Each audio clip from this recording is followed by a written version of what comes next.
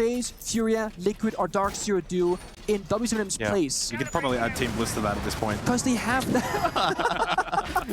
Whoa, let's relax here for a second, okay? Because they have the experience of Grand Finals. They can stand on their own when pressure is at its highest. I'm not sure Bliss can do that just yet. No, I think you're right, though. I think for W7M, this is certainly a really good learning opportunity. Oh, absolutely. Take a lot away from this, go back, watch the VODs, a really good chance going then into stage 2 to really kind of look at, like, this is the cream of the top. This is what we have to kind of rise to. Can we match them in future? If so, what do we do? What are they doing? How do we kind of emulate their style of play, or even just stop it? How do we even stop it? So, as much as it's a hefty wound, very demoralizing grand final. It sucks to lose in any fashion, but to just get beaten to a pulp, and really at no point have they ever looked at likely. But again, they can take some really good learnings from this, and then heading into the rest of the year. For BDS, are they going to take that trophy? Seems inevitable at this point. W7M playing the Monty into the clash here for round 8. Starting off over towards Armory. Solotov gets the first. Oh boy. So it's already BDS's round to lose at this point. Open games hold, so aggressive. Solotov up close, SMG spots the Monty. Unfortunately for Dots, he can't really progress forward yet. No, he certainly can't. And Solotov has a Nitro Cell as well. So if you progress too far into bedroom, you can find yourself on a bit of an island and potentially susceptible to the clash and to the Nitro. And the Nitro is thrown, and it actually does some decent damage onto Dots. And you got the clash as well. Mind you that the Monty can't quite go in. Solotov played this perfectly so far. Dealing with verticality, massive to rotate the door, and he's still alive somehow. Well, not for much longer. Down on the floor, 5-3 in favor of BDS now. Logic Bomb brings out huge kill for users, as suddenly it's all falling apart again for W7M in these rounds, in this grand final. The BDS undefeated throughout this tournament for the third grand final in a row. 3-0, 3-0, 3-0. The trifecta complete here in Riyadh. They are the kings of Saudi Arabia, and they right now are the best team in the world. That's goodbye to Oregon, a final flawless round and a well-deserved victory for Shaiko and friends, or should I say Leaky Fact and friends, because he had an unreal performance. Double digits every single map, 14, 15, 13 so far. Wonderful game from him.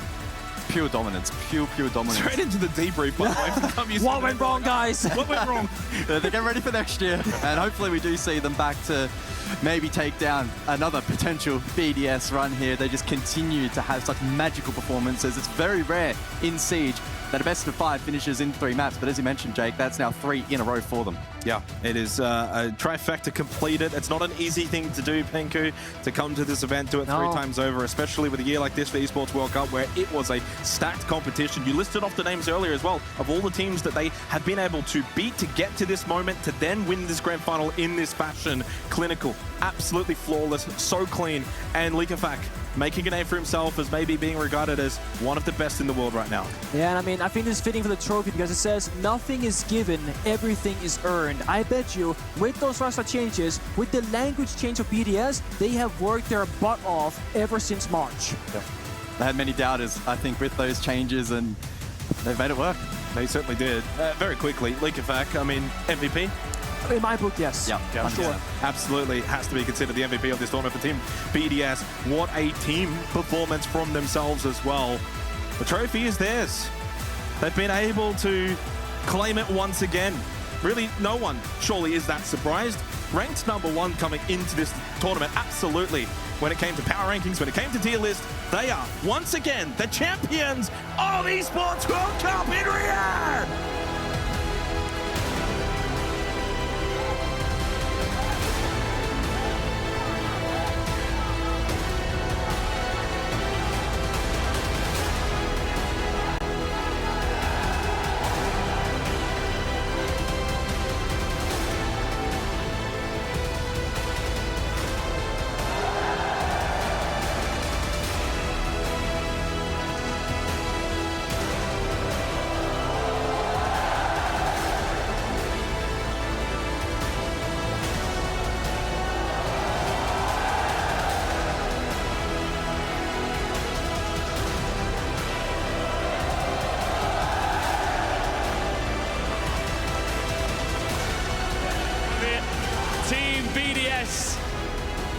absolutely unstoppable out here. Milos, let's get some words from our champions. We're going to need to have a chat, all of us. First of all, BDS, congratulations on the win. I mean, you won it last year. How does it feel to get, again, Esports World Cup, first ever Rainbow Six champions here in Riyadh? How do you feel about that?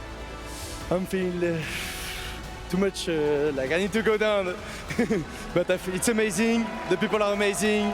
We love be there in Saudi and play the Esports World Cup, and we need again, just amazing.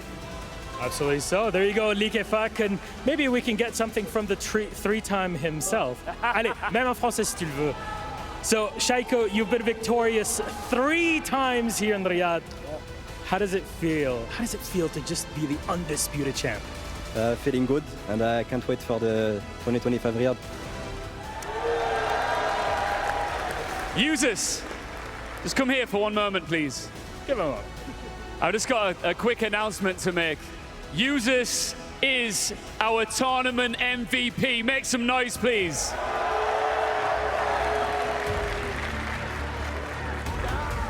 Users, it takes a lot to get you excited. You're a very chilled out guy, but you have come a long way from Yukin. What does this moment mean to you right now? Honestly, I have no words. That's it. I literally have no words. Even the lion's share of $2 million doesn't get words out of this man. That's how chilled and composed he is. But you really have found another gear since joining this roster earlier this year. Has it been an easy process becoming part of Team BDS? Yeah, it's been a lot easier than I thought it would. I thought it'd take us like at least a year to like start getting to finals and start winning things, but I don't know. The other 3 have made it really easy for us to just transition into the team. Yeah. And do you think that you guys are now solidified as the best team in the world? Right this second, yeah. Let me just ask this crowd here in Riyadh. Team BDS, are they the best team in the world? You know, Stuflex, you and I had a little chat before we came up here, and you were very humble. You know, you said, oh, we're going to give it our best, we're going to play, we're going to beat them, but we're going to play. But did you expect a 3-0 from the team?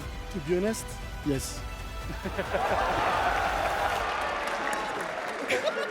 Honestly, but what's the drive? Look, Manchester, you came in that final, it was close, it didn't happen. You come here, do you feel this is redemption for you and the whole team? Yes, of course. Yes, of course. You've been around since forever. I mean, I remember back in the day how it was, and Stuflex, you made your name back again on BDS. There's a big legacy behind this team. Of course it is. Are we gonna see more from this squad? Because it seems like everybody meshes together just like this. I don't know, to be honest. What do you mean, I don't know, to be honest? There's one thing left to do. The frame here that these guys are going to slot into our totem and solidify themselves in esports history for all time. Users, I'm going to give this to you. You will hold that? Of course you can. You can pass it along if you need to. We'll be moving that across very shortly, guys, but one more time for all of us here in Riyadh. Give it up for our Rainbow Six Esports World Cup champions, Team BDS! رابحين ريمبو 6 سيج ببطولة العالم للرياضات الإلكترونية فريق BDS. The back-to-back champions here in Riyadh. BDS have done it once again, coming into this tournament as the absolute favorites, just like they did potentially in that Manchester final, going up against the underdogs and coming out on top. BDS have solidified their names in history because they're going to be able to ride it on that totem. Yeah, I mean, incredibly happy for these guys, incredibly proud of working their way up, whether it be from console, as BDS been saying in his interviews, or the same for Users, and then for Yukin, the regional leagues, the wealth of experience and depth that we've had in Europe for such a long time, and for these guys to be the pinnacle of it and be that sort of next generation now fresh of this is what a European super team looks like. Yeah, they've picked up incredible players. It is the super team. Oh no! We said yesterday, the potential start of a dynasty. We weren't necessarily expecting them to win tournaments for 12 months. Users said it as well. But they've got over the line within, what, 6 months of them even starting as a team, Ginny? And a lot of questions we had from this roster coming into Saudi, because we said, yes, they have won before, can they do it again? Especially due to the fact that they have made changes. They've swapped to English, but it felt like this time around, Tristan, not a singular one of the teams that they faced was an obstacle in their road to write down their name on that totem. No, and honestly, I don't think FaZe Clan will be feeling too bad about that 7-0 anymore. They'll be sitting there thinking, well, at least we took a map off of these guys, this absolute Goliath of a team that's come and has absolutely just ran through everybody, and it wasn't even close. I mean, you can touch on it in this final, a best of 5, only 6 rounds from W7M, not even enough to win a singular map of this series, and that's how good BDS have been. They've answered the questions, they've answered the critique, and they're now the standard setters. And they've earned the respect. And with that, they also get to pick 3 teams that are going to be heading into that trophy. They get the pick of the litter. Okay, guys, go crazy. That's really all I can say here. I mean, we had a lot of speculation in regards of this trophy here, Jack. When you pick teams, who do you put in those teams? Who would you take home? Whose keys will you take with you? And FaZe Clan will be the first one added to their tally. Yeah, I think so. I think if I'm BDS, and I expect them to do this, it will be the 3 teams they've beaten. Users doesn't really want to show us which one that is, but I am assured that it is going to be FaZe, Furia, and W7M. The 3 teams that they beat on the way to winning this first ever Esports World Cup for Rainbow Six, but also 3 of the best teams in the world. You've seen that FaZe played the SI Grand Final. Furia won the SI Grand Final, and the core of W7M, they've played major finals in the last year as well. So 3 definitely worthy opponents to go into that trophy. Absolutely, and we said it, the Brazil region, Tristan, they've had dominance and reign for years, but then the Manchester Major, not the case. This time around in the finals against BDS, also not the case. And I think BDS, with this victory, with this dominant victory that we've seen from them, to an extent it does put a target on their back coming into the EUL, coming into that next major of who can take down the Titans. And it looks like these guys will thrive on it as well. I mean, you're seeing it in the interviews as well. They're not really players or coaches of many words, you know. They're calm, they keep it to themselves. They seem to have a great bond with each other, great family kind of relationship with each other. And honestly, I think they'll start to thrive on that pressure. I said it yesterday, this could be the start of what is the next dynasty in R6. It could be the start of what is the next super team. And honestly, I would like for us to see that. I love that there is this target to take down. There's this standard to hit. And that's going to be amazing for other teams. It's amazing for our own team. We now, luckily, being in European Rainbow Six as well, we get to scrim against these guys however much we want to, as long as they'll have us, of course, fresh.